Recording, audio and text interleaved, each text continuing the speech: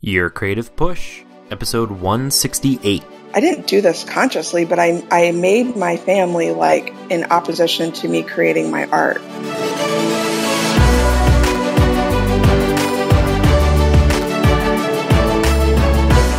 Hey everybody, and welcome to Your Creative Push, the podcast that pushes you to pursue your creative passions. I'm your host, Youngman Brown, and today's episode is a solo episode, or at least solo with some help from some previous guests. And it's a really important episode, I think, because I think it is something that a lot of us deal with, but don't deal with it consciously. I think we deal with this issue subconsciously. But I think it's really important to talk about. So today's episode is all about that tough balance that's really difficult for some people to maintain. It's that balance of spending time with your creative passion and also spending time with your family and friends, and how when we have responsibilities to our families that take all of our time and we can't spend that time with our creative passion, we not only blame our family and friends, but we also use them as an excuse. And like I said, I think it is something that a lot of us do, myself included, which I'll get to at the end of the episode. And I just think it's so important to talk about and to bring it out into the forefront and to really think about it. You know, do you blame your family? Do you blame your kids for not being able to have, the time to get to your creative passion? Like, even if it's kind of just in jest, like when somebody asks you, how is your novel coming along, or how is your painting going, or have you written any new songs recently? Like, do you answer by rolling your eyes and saying, it's just so tough and then rattle off all the things that that your kids need you for? Do you blame your husband or your wife for taking all of your time? Or perhaps do you hold them responsible, like internally? Like, does a little bit of rage go off inside of you when your husband or wife asks you to help them out with something? Or your kids needing you for the millionth time today, or your parents wanting you to come visit for the weekend, or even your friends planning another weekend getaway that you just can't say no to? So we're going to try to tackle those questions. We're going to listen to some moments from previous episodes. We're going to elicit the help from my amazing previous guests to find out if you have some of these feelings. And we're also going to find out how to find a balance so that you can stop blaming the people you love and start utilizing their support. But let's start out by hearing from Allie Cavanaugh from episode 123 as she really sets the stage for this episode. I think there's a lot of things that can hold each of us back. But there was always, for me, family, because my husband and I got married in 94 and had our daughter in 95. And I was young. I was just, I gave birth to my daughter 3 days after I graduated from art school. So oh, wow. I had a family, and that was a really, I guess, easy way for me to say, I'm not getting success with my art because I've got my family, and I've got to, do things for the family. And that I didn't do this consciously, but I made my family like in opposition to me creating my art. And I made it this excuse of why I wasn't succeeding. And then I committed to a show like every 2 years. Okay. So I would get everything out and I would do a show, but I didn't have like this set serious studio. I would close everything down after the show was made. And then I would start doing my other things, which were interior murals and custom sewing and teaching. And I did all of these, creative things, but there was things that were making money. And then I would, like I said, every couple of years, get everything out and do a show, do a group of paintings. Then that cycle wasn't getting me where I needed to be. But I also, once I got past that, 10 years of doing that, and then I met a mentor that showed me showed me the obvious. You're putting your family against your art. You got to make the two work together. You can't do that or you're not going to succeed. And she was just really like real with me and showed me so much. And then I was able to kind of have this breakthrough. And that was at the same time that I discovered working on watercolor. Then I could kind of get perspective as to when I started having success. I could look back and say, oh, I see the things that were holding me back. I think one big thing is that in early career, which I would say, if you go to art school and you get out of art school and you're in your early 20s, your 20s should be about playing around and experimenting with a lot of different things. And that's what I was doing in my 20s. And that's what I did, for the first 10 years of my career. I was doing the things, when I was in that place, I was thinking, this isn't where I should be. I should be serious. I should be having shows every year. I should be, have all these things, right? Because we look at the people that are kind of mid-career. When we're early career, we look at the people that we know that are mid-career and we think, gosh, we should be right there. So I spent like 10 years sort of beating myself up that I'm failing and I'm not where I should be, all this stuff. And then once I got to the mid-career stage and I was able to sell a lot and be represented and like all the things that I thought I should be, I realized, well, I was never supposed to be at that place in the beginning. I was supposed to be, kind of playing around and getting a feel for who I am and all that. So I wish if I could tell my younger self something, it would be that, don't be so hard on yourself. You're where you need to be. Just keep moving forward and be adventurous and curious about a lot of different things. You'll get there. Once you do that for 10 years, then you really figure out who you are, what you want to paint or draw or sculpt or whatever, what you want to make. And then you kind of get serious about that and take that to a level of mastery.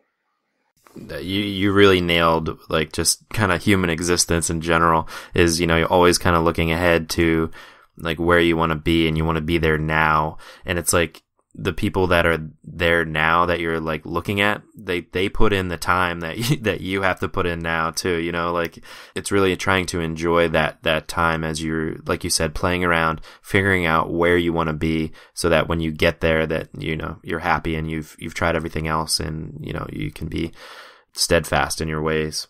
Yeah. And I really agree with the using, whether it's family or friends or whatever it is, it's easy to put something else as the excuse, and it can be dangerous, especially when it's, your family and pitting them against you when they're really trying to support you. Yeah. It's the time, you have to find time. And so when life is, especially if you're trying to make money and you're, out of art school and it's like you're wondering, okay, now the world's supposed to start buying my work. Well, I think that is such a horrible way to think about it because that's not realistic. That happens to 1 in a million, maybe even if that, that sort of situation. You got to just accept that, hey, I'm like a normal person. I'm gonna have to work hard at this, to be sort of misguided or, have this illusion of like, this is how it's supposed to be because I see this in the movies and I can, it can really defeat you before you even get started to think about it that way. Oh man. So I'm really appreciative to Allie for her honesty and I really thank her for that because I think it's a really, really hard thing to admit, even if it is in hindsight, years later, it's a hard thing to admit to yourself, let alone your own family members, let alone a podcast audience / the internet, to say that you used your family as an excuse, that you blamed your family for you not getting to the point that you wanted to be with your art or having enough time to do it. And her response is really what made me want to do this episode in the first place, so I thank her for that. But aside from this notion of using, your family as an excuse, there's also the idea of not being at the place where you want to be in your artistic career or your artistic journey. And I left that whole part in because I think that if you continue to use, your lack of time because of all of your family duties as an excuse, it can be a very dangerous thing if you start to let that seep into your career as a whole and why you aren't where you want to be because of them. That leads to resentment on a completely different scale. It's not blaming them for the lack of time in your day when you continually don't get done your daily creative goals, but is blaming them for your creative shortcomings of your life. And I say shortcomings, but I don't really mean it because like Ali said, and I think this is really important, these things take time, way more time than you initially thought when you set out on your creative journey. So it can be very easy to lose patience as you see people who are much further along their journeys and the success that they're having and wonder, why aren't I there yet? Then you look at your family and the thing that you blame them for every day for you not having enough time, and you make the connection that they are why you aren't where you want to be yet. But it's really just you. You need to keep working on your craft. But how, Youngman? How do I keep working on my craft when I don't have any time? Well, let's ask Susanna Schlem from episode 71. So what happens today is, there's a ton of things that takes me away from the studio, but what I see now that I didn't see back there is that it's always one thing and always one reason behind everything, which is painting is hard. It is really hard. Sometimes I'm afraid, sometimes I'm lazy, sometimes I'm tired, sometimes, it's so much easier to go to busy work and to say, oh, I have to play with my daughter, or I have to respond to these emails. How can I go paint? There's nothing for dinner, and you're thinking about it at 10 in the morning, whatever, we invent those things. And when people told me that in the past, I was very defensive. I'd be like, you don't know my life. You don't know what I have to do. I'm so busy. I have so much to do, blah, blah, blah. And and the hard part of that is that it's all true. We are all very busy. I do have to take care of my daughter. I do have to think about food and kitchen and the dog and the house and the bills that I have to, life, right? But this is not why. This is not what takes us away. These are, I don't know what the word for this would be, but it's kind of evil, the best that I can think of, that these are all real, legitimate reasons why. And that's why it gets harder for you to see the real reasons behind it. Oh man, this is so true. And we'll get back to Susanna in a second, but I just wanted to cut in because it's so true what she's saying. We do have legitimate things that need to get done in our lives. Dinner needs to get cooked. We have to play with our children. We have to raise our children and we have to pay bills. We have tons of errands that need to get done if we want to maintain our lifestyle, and especially if you want to maintain a happy lifestyle for the people that need us. It's not fair and it's irresponsible if you just leave those things for someone else to do. All right, back to Susanna. I wish somebody would tell, artists, at some point that, look, it's difficult. And I remember when I was facing that kind of thing, people telling me things like, you know what, I think you should look into that because, you're a painter, you're not painting. What's going on? You should look a little deeper. And I was so resistant. I was like, you don't know what I'm doing. You don't know how busy I am. I have all these other things to do. It's impossible to juggle everything. I don't have time, or I don't have time is the worst of myths. It's just, this is like, everybody have the same exact 24 hours. But of course, if you work on a day job and if you have a kid and if you have, life to take care of and you want to do something artistic, it is absolutely valid to say, I don't have time. But on the other hand, as legitimate it is and as true as it is, it's also a lie because this is not why you're not doing it. It is not why. You will find the time if you want to do it. You will make a plan. You will work it out somehow. The evil aspect of this dynamic is that whatever you tell yourself that is the reason why you're not doing your work is legitimate. So it takes for me at least, it took years, of struggling with that. To understanding that, admitting to myself, I was always proud of being a disciplined person and admitting to myself that it was not about lack of discipline. It was about much more complex dynamics that I had to, look inside and deal with kindness and not with rigor. Okay, and I think what she said there at the end might be one of the most important points of this episode, and I really want you to consider this. It's about the idea of, quote, I don't have enough time, end quote, and that being a myth. And I know that seems like a completely insane thing because it's something that all of us say and feel. There hasn't been a single guest on this show that has said that they've had too much time.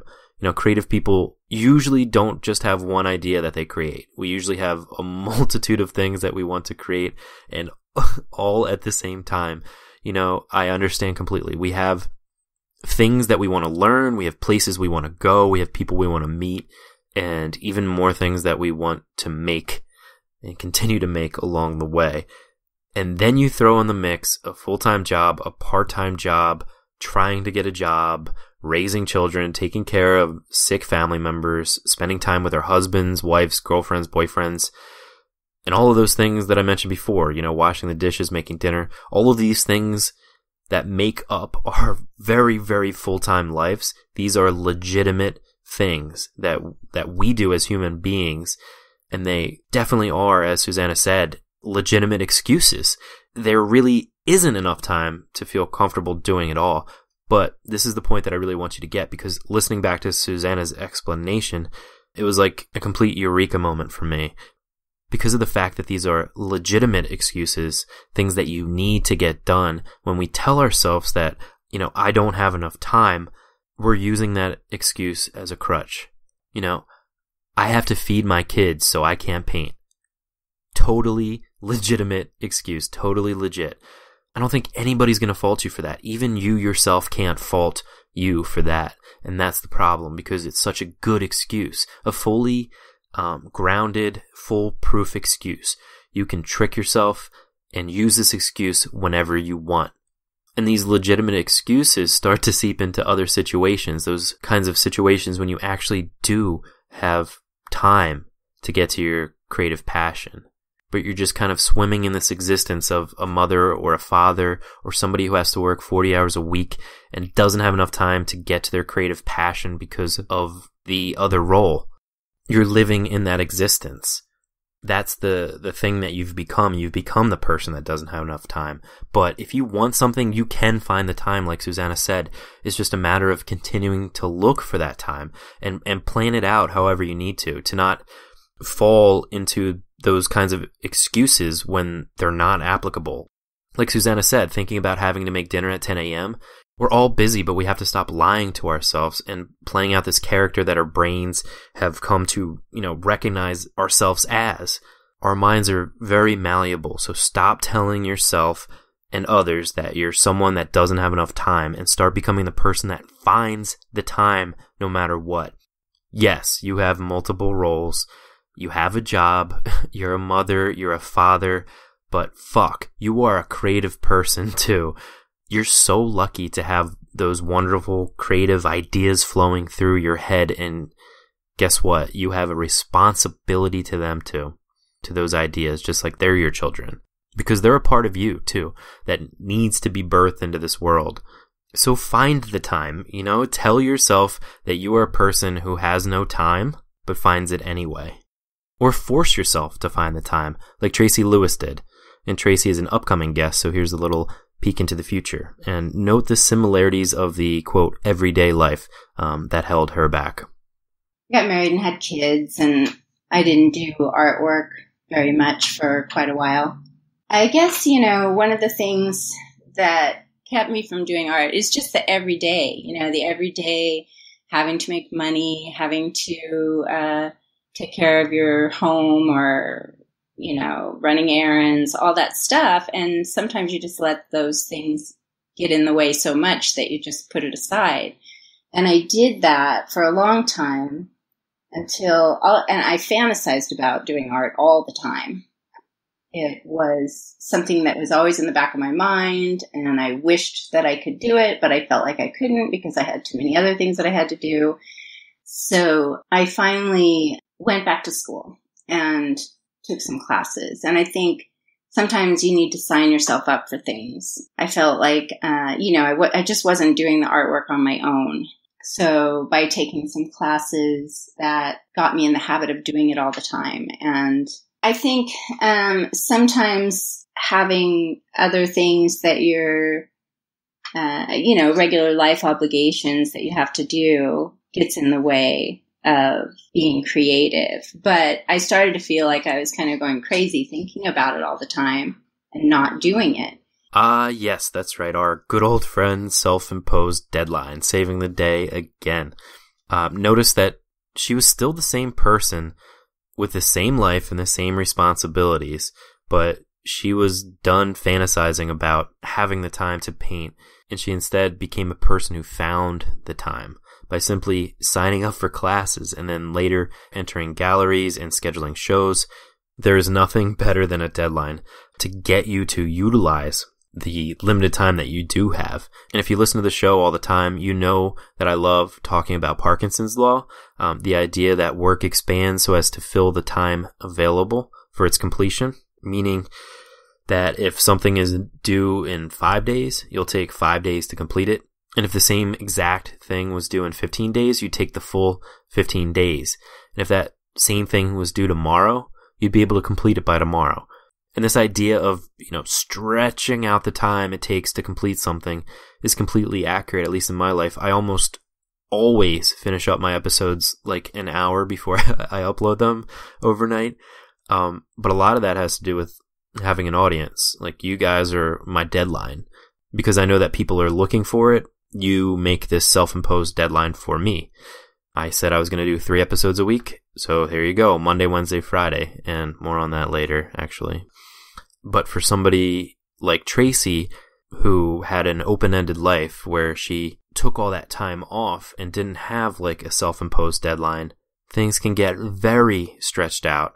That has happened to me multiple times in my past. Many of the past guests have had many long gaps in their kind of creative lives, and a lot of that has to do with not having to be accountable for anything, not having a deadline, not signing up for classes, not having an audience to look for your work. It gets stretched out through eternity until you decide to make a deadline for yourself.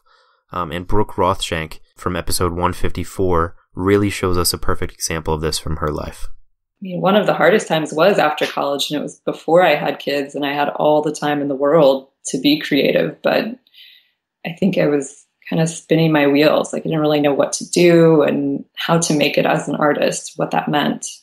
And I was working a couple of jobs. I was working in a nursing home, and I was in Pittsburgh. I was at the Pittsburgh Glass Center. But I continued to like read a lot and to take community classes and to try and interact with community artists. But it was a hard time to embrace, like, am I an artist? What does that mean? And to take the leap into like doing that full time and feeling like that was a legitimate job. But I think, again, the most important part of that time was just moving towards the goal and not stopping the creative process, not giving up making work. And looking back, I think it was a lot of growing up in that time too. Although I would say after having kids, I learned a lot about becoming more efficient with my time. I had so much less time that it really focused me. I think I felt really creatively productive, but now I didn't have the time, which before I had loads of time. And I just love that dichotomy that Brooke brings up. You know, when she had time, she didn't produce, but when she had kids, she was able to utilize her time more wisely when she didn't have time to spare. Again, going back to Parkinson's law. So I want you to be honest with yourself and really think, if family and a job wasn't in the picture and it was just you and absolutely nothing to do but create, would you actually create all the time? Or would your wheels be spinning too? Would you value that time, and would it even be meaningful to you? And imagining that life where it's just you and your creative passion, are you even happy there? Without your loved ones, without your friends, where would you even draw inspiration from?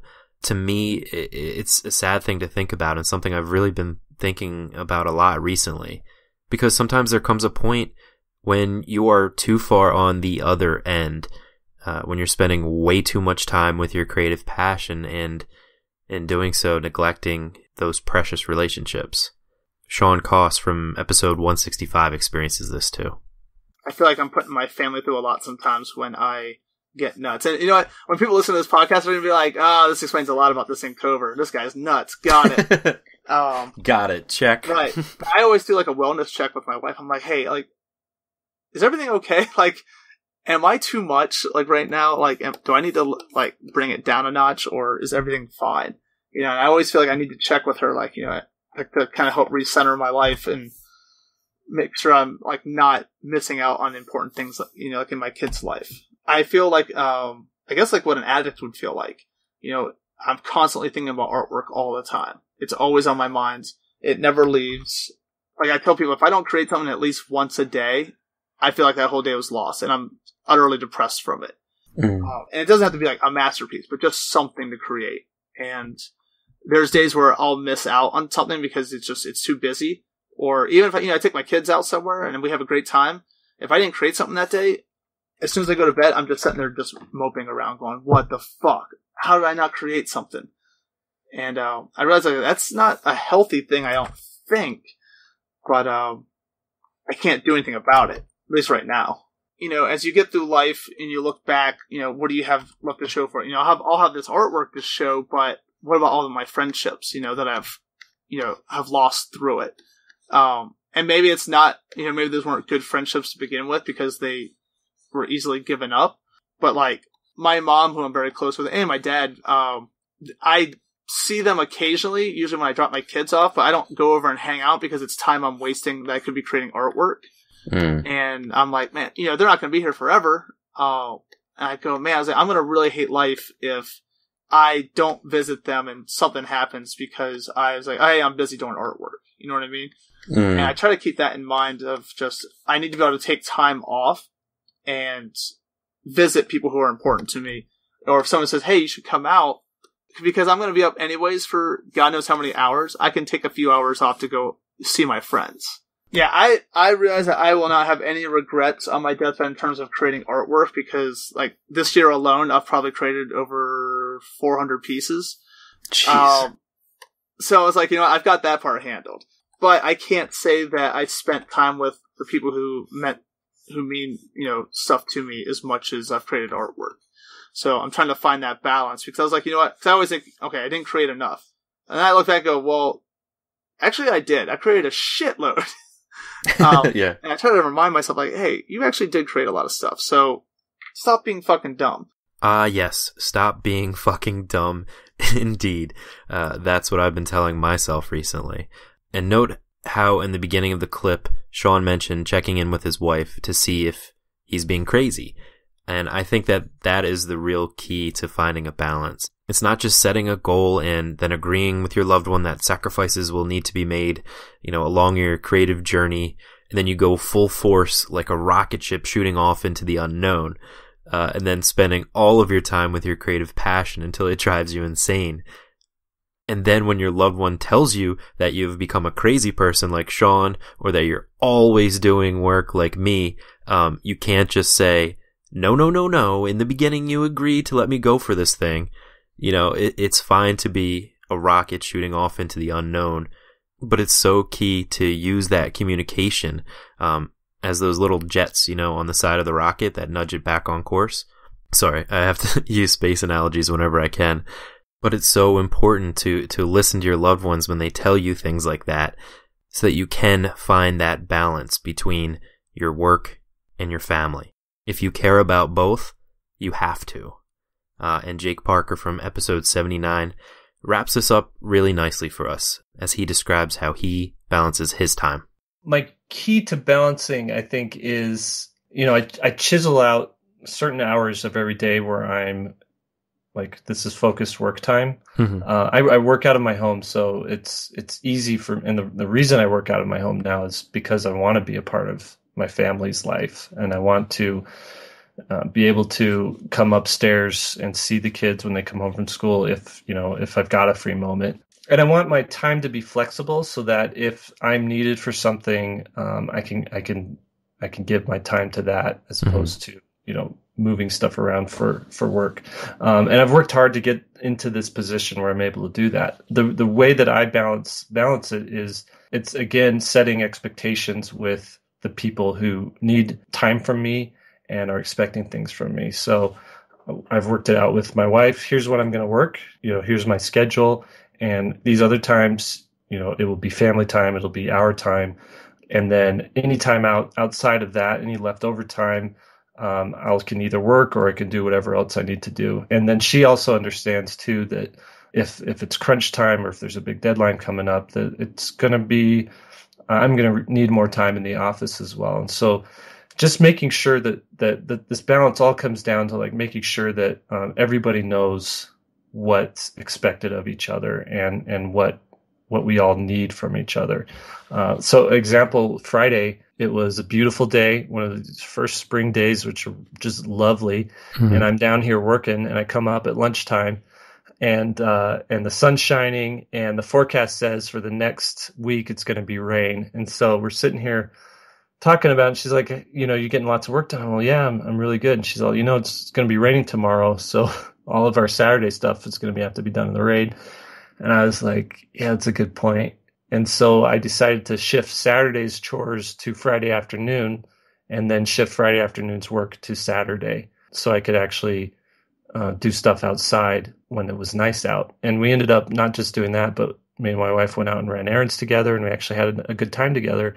Just us, whether it was running errands or whatever, time spent together is important. Absolutely. And so then when I was like, well, on Saturday, now I got to get some work done, she's totally cool with that because of the time we spent together Friday. So that's my way of like being flexible, understanding what people need from me and what I need from them, and just being very open and letting communication like be king between everybody. Oh gosh, Jake's the best. And again, that's the key. It's communication and an open dialogue, and a constant open dialogue with your loved one. Your husband and wife and kids and girlfriends and boyfriends and parents and relatives and friends should know how important your creative passion is. And we've talked about that in a podcast a lot, about admitting to yourself and to your loved ones how important it is and what your goals are. But you also can't be a dictator. You can't just say, it's my way or the highway. You can't tell them that they don't understand. You can't just stubbornly follow your original goals. Like we talk about in the podcast a lot, you have to pivot. And that goes for dealing with your everyday life too. That goes for your relationships with other people, especially with those that you love the most. You have to pivot in life too. And you have to realize when you're being fucking dumb. And that brings us to the podcast. For the past year, or just under a year, I've been devoting pretty much all of my spare time to the podcast. And I love it. It's great. It's my obsession. And I've mentioned on the podcast before that my wife is the one that has to sacrifice the most, especially because she works during the day. I work at night. We barely see each other except for weekends. I need to cut back a little bit on the podcast. So we are going to bump it down to 2 episodes a week, which I have been hesitant to do because of that original goal that I set. I'm just going to do 3 a week. But as I've been talking to some of you, and as I've been talking to some of my guests, it seems to be completely acceptable to go down to 2 episodes a week, even though I'm the one that's really pushing it the most. So I do know that most of you listen to every episode, and I hope that you are still going to be inspired every week. Having 2 episodes will allow me to make the episodes a little bit longer, to go a little bit deeper, which some of you have also said is important, that the episodes are a little bit too short. So that allows me a little bit more freedom to really not have to worry about the clock during the interviews. It'll also give me more time to promote the podcast, to try to get it into more earbuds, to inspire more people, and to also really look for the perfect guests for the show. So this is my way of trying to find that balance that has gone a little bit off balance towards too much work.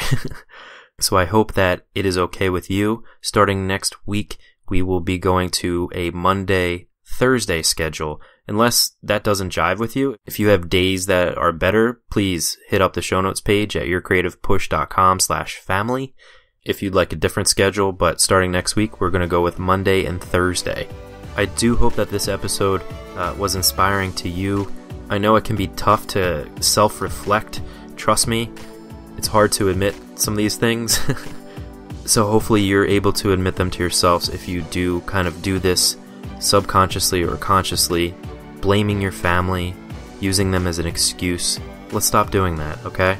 Whether you're doing too much work, whether you're not doing enough work, stop using your family as an excuse. If you don't have enough time, you can find it. If you don't have the motivation, you can find it, and hopefully this podcast can help you. If you missed any of the episode numbers from the guests that I featured in today's episode, and you want to check out those complete episodes, you can head to yourcreativepush.com/family to find links to go listen. But other than that, you should be all set to go get your work done this weekend, so go and get it done. We will see you on Monday for a brand new episode. I love you all. Go get some amazing work done, and we will see you then. Bye.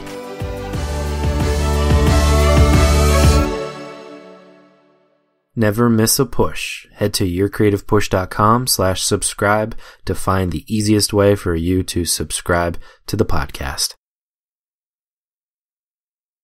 My wife is really good about helping me to like maintain focus and to to really remind me of what's really important. And a lot of times, like when I'll sit with her and talk to her, and here's why I'm down, or here's why I'm frustrated, or whatever. She just is really good about, here's the clarity. Like, okay, well, the X, Y, and Z doesn't really matter. All that matters is A, B, and C. Mm-hmm. So quit worrying about those things. And that's super helpful. And anytime like I'm super stressed or overwhelmed, she's really good about, just sitting me down and said, okay, let's go through these things one by one and figure this out. And so I owe a lot to her about that, for that kind of stuff. Yeah, absolutely. My wife's the same way. It's like, what would you do? What would you do? I would be lost without her. It's like, you need somebody to kind of put you into reality or take you out of your own head sometimes, because it seems like your own head can be your own worst enemy sometimes. Yeah.